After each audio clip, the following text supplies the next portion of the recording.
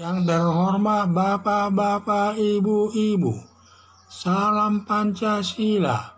Bapak-bapak, Ibu-ibu yang melihat video saya ini, tolong jangan lupa subscribe, like, dan di-share. Sifatnya gratis. Pada hari Jumat tanggal 16 Juni tahun 2023, saya akan mengomentari Anies Baswedan dan koalisi perubahan dijegal dirinya sendiri. Anies Baswedan dan koalisi perubahan menuding pemerintah menjegal Anies Baswedan maju sebagai calon presiden. Tudingan tersebut datang dari Anies Baswedan dan koalisi perubahan yang terdiri dari Partai Demokrat, Partai Nasdem, dan Partai Keadilan Sejahtera.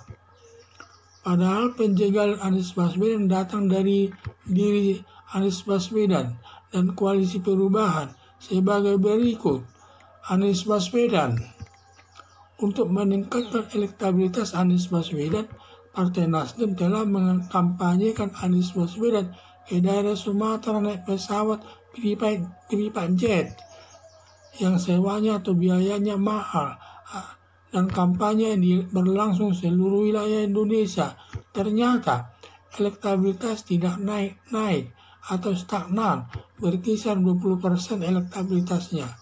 Padahal sudah lebih dahulu selama setengah tahun kampanye dari calon Presiden Ganjar Pranowo dan Prabowo Subianto. Mengingat Anies Baswedan sudah kampanye selama 6 bulan, elektabilitasnya tidak naik, sama juga Anies Baswedan menjegal dirinya sendiri untuk maju mengikuti Pilpres tahun 2024 yang membuat koalisi perubahan ragu mengusung Anies Baswedan nyapres. 2. Koalisi perubahan. Koalisi perubahan terdiri dari Partai Demokrat, Partai Nasdem, dan Partai Keadilan Sejahtera, di mana Partai Demokrat menghendaki Agus Harimurti Yudhoyono selaku Ketua Umum Partai Demokrat menjadi Wakil Presiden mendampingi Anies Baswedan sebagai calon presiden.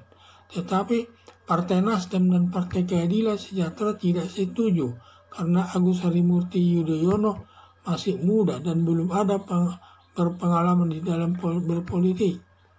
Justru Partai Keadilan Sejahtera menghendaki wakil presidennya dari Partai Keadilan Sejahtera yang sudah berpengalaman berpolitik, pernah menjabat Gubernur Jawa Barat. Dalam penentuan wakil presiden koalisi perubahan, belum ada kata sepakat, sama juga menjegal Anies Baswedan nyapres.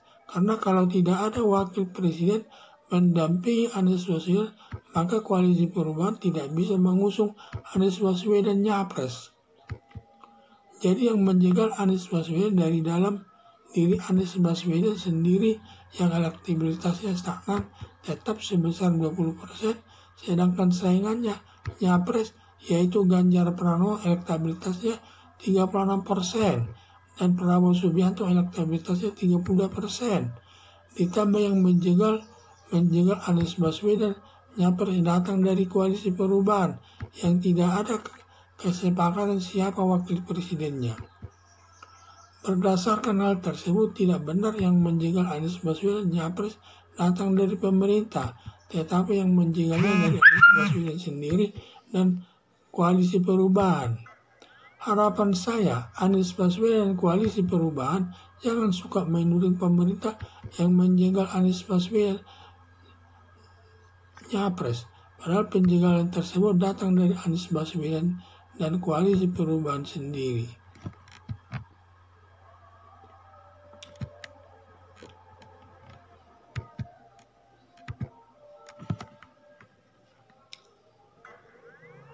Anies Baswedan dan koalisi perubahan menuding pemerintah menjegal Anies Baswedan maju sebagai calon presiden. Tudingan tersebut datang dari Anies Baswedan dan koalisi perubahan yang terdiri dari Partai Demokrat, Partai Nasdem, dan Partai Keadilan Sejahtera. Padahal penjegalan Anies Baswedan datang dari Anies Baswedan sendiri dan koalisi perubahan sendiri.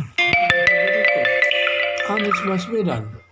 Untuk meningkatkan elektabilitas Anies Baswedan, Partai Nasdem telah mengkampanyekan Anies Baswedan ke daerah Sumatera naik pesawat private jet yang sewanya cukup mahal, dan kampanye berlanjutkan sampai seluruh wilayah Indonesia.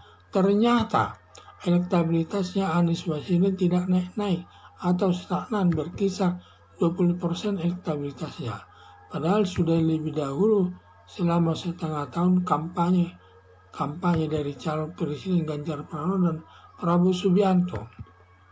Mengingat Anies Baswedan sudah kampanye selama 6 bulan, elektabilitasnya tidak naik. Sama juga Anies Baswedan menjegal dirinya sendiri untuk maju mengikuti Pilpres tahun 2024 yang membuat Koalisi Perubahan ragu mengusung Anies Baswedan nyapres. Koalisi Perubahan terdiri dari Partai Demokrat, Partai Nasdem, dan Partai Keadilan Sejahtera, di mana Partai Demokrat menghendaki Agus Harimurti Yudhoyono selaku Ketua Umum Partai Demokrat menjadi Wakil Presiden mendampingi Anies Baswedan sebagai calon presiden. Tetapi Partai Nasdem dan Partai Keadilan Sejahtera tidak setuju karena Agus Harimurti Yudhoyono masih muda dan belum ada berpengalaman berpolitik. Justru Partai Keadilan Sejahtera menghendaki wakil presidennya dari Partai Keadilan Sejahtera sendiri.